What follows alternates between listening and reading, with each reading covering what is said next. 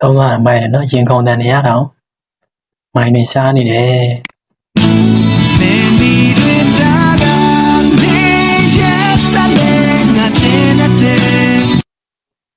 မီနီတားရဆိုတာကျွန်တော်တို့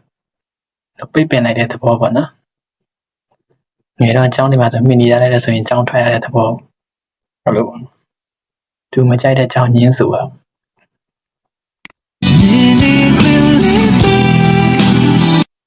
ဒီပြန်မရှိဘူးဆိုရင်တော့သူမြင်နေဝင်လေးပေးဆိုတဲ့ပေါ့ဖြစ်ပါတယ်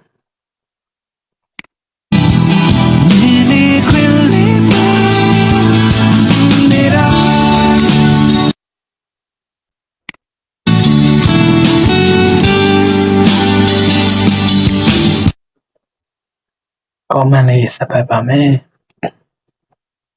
crash လေးကိုတည်းရလိုက်တာတဲ့ပြီးနိုင်အောင်ကြိုးစားပေးမယ်